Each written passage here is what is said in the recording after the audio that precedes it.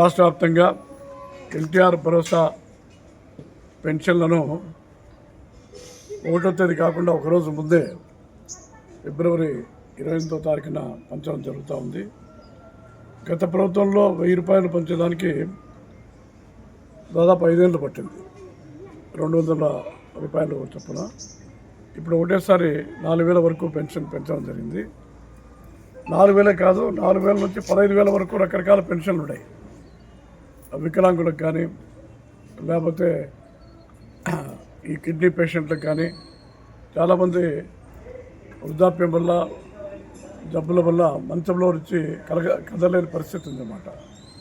వాళ్ళందరికీ కూడా 15,000 వరకు పెన్షన్ కూడా జరుగుతూ ఉంది. ఇది ఒక చిన్న ఉద్యోగ విరమణ చేసిన తర్వాత పెన్షన్ ఏ విధంగా తీసుకుంటారో అదే పద్ధతిలో పెన్షన్ కూడా జరుగుతూ ఉంది. దీనివల్ల చాలామంది పేదవాళ్ళు వాళ్ళకు కావాల్సినటువంటి కూరగాయలు కానీ, నిత్యావసర వస్తువులు కానీ, లేదా మందులు కానీ, ఈ అవసరాలకన్నిటి కూడా వాడుకొని జీవించడం జరుగుతూ ఉంది. ఇది రాష్ట్రంలోనే కాదు, చాలా దేశాల్లో కూడా ఇటువంటి పెన్షన్లు క్రమం తప్పకుండా ప్రతి ఒక్కరికి ఇంత పెద్ద మొత్తంలో ఇచ్చేటువంటి విధానం ఎక్కడ లేదు. రాష్ట్రం ఓడిపోయి నష్టాల్లో ఉన్న, ఆర్థిక లోటు ఉన్నా కూడా మరి సమాజంలో మాకెవరు లేరు ఆదుకునే వాళ్ళు అని భావించకుండా మేమున్నాము అని చెప్పి చంద్రబాబు నాయుడు గారు ఈ విధంగా చేయడం జరుగుతూ ఉంది. ఇదే కాదు, ఉచిత సిలిండర్లు కానీ, మహిళలకు ఉచిత బస్సు కానీ, అన్నా క్యాంటీన్లు కానీ, రైతులకు 20,000 రూపాయలు కానీ, ఇంకా ఆయన హామీ ఇవ్వనేటివి కూడా, ఎన్నికల మేనిఫెస్టోలో పెట్టనేటివి కూడా ఈరోజు ప్రజలందరికీ కూడా అమలు చేయడం జరుగుతూ ఉంది.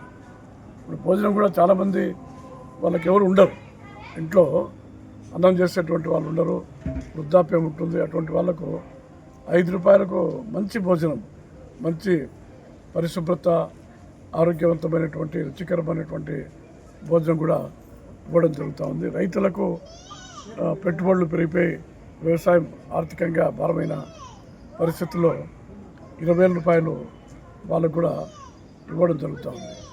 అసలు ఉచిత బస్సు అయితే ఈరోజు ఎక్కడ చూసినా మహిళలు వాళ్ళ తల్లిదండ్రుల కానీ, బంధువుల కానీ, లేదంటే ఏదైనా పర్యాటక ప్రదేశాలకు కానీ, దేవాలయాలకు కానీ ఎక్కడికి కావాల్సిన కూడా పోతున్నారు, ఉచితంగా పోతున్నారు. చాలా సంతోషంగా ఉంటారు. ఆ ఉచిత బస్సు లేకపోతే శ్రీశైలము, లేకపోతే ఇంకా తిరుపతి కానీ, చాలా దేవాలయాలకు కానీ, లేదా మంచి మంచి పర్యాటక ప్రాంతాలకు కానీ వాళ్ళు పోలేరు, వాళ్ళ జీవితంలోనే పోలేరు.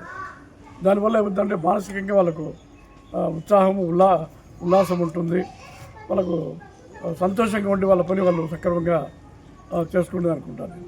చాలామంది ఉదాహరణకు ఒక స్వీపర్లుగా పనిచేసేటువంటి వాళ్ళు, బేల్దారు పనిచేసేటువంటి వాళ్ళు, టైలర్లు కానీ, లేకపోతే అమాలి పని చేసుకునేటువంటి వాళ్ళు కానీ, ముఖ్యంగా నగరాల్లో ఒక మూల నుంచి ఒక మూలకు పోవాలంటే రోజు వాళ్ళకు 20 రూపాయలు ఖర్చు అవుతుంది. ఇక్కడ నుంచి కడపకు రోజు ఉద్యోగాల కోసం పోయేవాళ్ళు ఉంటారు. వాళ్ళకైతే 100 రూపాయలు, 150 రూపాయలు రోజు ఖర్చు అవుతూ ఉంది. పల్లెల నుంచి పట్టణాలకు పనులు చేసుకునే దానికి వచ్చేవాళ్ళు ఉంటారు. వాళ్ళు కూడా పోను 20, రాని 20 ఈ విధంగా ఖర్చు అవుతూ ఉంది. అంటే కేవలం బస్ ఛార్జీలకే వాళ్ళ జీవితంలో 20%, 30% పోతూ ఉంది. అటువంటి వాళ్ళందరికీ కూడా ఉచిత బస్సు కూడా చాలా సౌకర్యంగా ఉంది. ఈరోజు మంచి స్కూళ్ళు ఉన్నాయి, మంచి హాస్పిటళ్ళు కూడా మెరుగుపడినాయి. ఈ విధంగా ప్రజలకు అవసరమైనటువంటి కనీస అవసరాల విషయంలో ప్రతి ఒక్కరికి కూడా ఈ ప్రభుత్వం చేస్తుంది. ఈరోజు పట్టణ ప్రాంతాల్లో 2 సెంట్లు స్థలం ఇచ్చి 2.5 లక్షల రూపాయల డబ్బులు కూడా ఇచ్చి ఇల్లు కూడా కట్టించేదానికి ప్రభుత్వం చేస్తుంది. గతంలో కూడా పట్టణ ప్రాంతాల్లో, గ్రామీణ ప్రాంతాల్లో ఇల్లు కట్టింది.